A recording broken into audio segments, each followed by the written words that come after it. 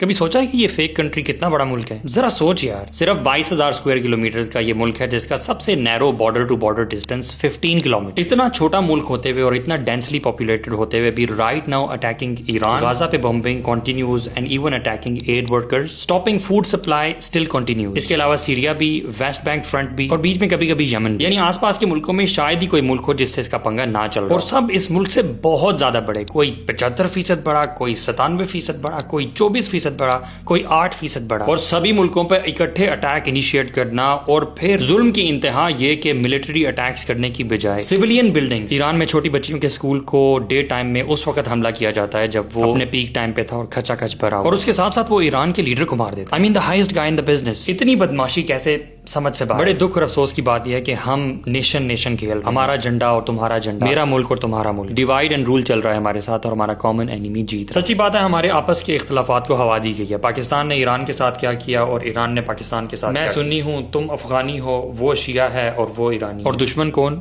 سب کے سب کا ایک۔ وہ وقت جس وقت ہم سب لوگوں نے اپنے چھوٹے چھوٹے اختلافات کو نظر انداز کر کے اپنے کامن اینیمی کے اگینسٹ مل کر کھڑا ہونا تھا، اسی وقت ہمیں اپنے اختلافات سب سے زیادہ نظر آ رہے ہیں۔ And that is exactly how they are winning. Listen to this, my brothers. Whoever is fighting against our common enemy is our friend. کفر کے مقابلے میں ہم سب لوگوں کو اکٹھے کھڑے ہونا ہے، چاہے ہم سنی شیعہ جتنے بھی ہمارے اختلافات ہوں۔ یہ بات میں ایران کے مسلمانوں سے بھی کہہ رہا ہوں، اور یہ بات میں پاکستان کے مسلمانوں سے بھی کہہ رہا ہوں۔ We all need to become one against our common enemy. ہم اپنے بات کے اختلافات کو بعد میں دیکھ سکتے ہیں، but now is not the time. کیا اللہ کے نبی صلی اللہ علیہ وسلم کی سنت سے ہم نے نماز، روزہ، حج، زکوٰۃ اور اس طرح کی عبادات کے بارے میں ہی سیکھنا تھا، یا کچھ پولیٹیکل اویئرنیس، پولیٹیکل موومنٹس، مسلمانوں کی آپس میں unity and fighting against the common enemy, یا ان چیزوں کا بھی کوئی تذکرہ ملتا ہے؟ اللہ کے نبی صلی اللہ علیہ وسلم کی سیرت میں تو یہ بھی ملتا ہے کہ انہی کی صفوں میں منافقوں کا سردار عبداللہ بن ابی بھی شامل تھا۔ Nobody is denying کہ اختلافات نہیں ہوتے، صحیح اختلافات ہوں گے، رائٹ سائڈ سے بھی ہو سکتے ہیں، لیفٹ سائڈ سے بھی ہو سکتے ہیں، but there is a time and place for everything۔ اور یہی وہ چیز ہے جو ہم بھول رہے ہیں اور دشمن جس کا فائدہ اٹھا۔ Let me tell you guys, I'm not a newscaster, I'm not gonna tell you کہ ایران اس وقت کیا کر رہا ہے، امریکی فوجی اس وقت کہاں لینڈ کر چکے ہیں، عرب کنٹریز ان سارے معاملات کو کیسے دیکھ رہے ہیں۔ I'm gonna tell you none of that۔ Principle کو سمجھنے کی ضرورت ہے۔ ہم اپنی آئیڈینٹی بھول چکے ہیں، ہمارا دشمن اپنے کفر اور باطل پر کانفیڈنٹ ہے، اور ہم حق پر ہوتے ہوئے بھی اپولوجیٹک ہیں۔ ہم صرف تبصرے کر سکتے ہیں اور ہم صرف بلیم گیم کر سکتے ہیں۔ آپ اور میں اپنے آپ کو ٹھیک کرنے کی بات کب کریں گے، اور اپنے معاشرے کو ٹھیک کرنے کی بات کب کریں گے؟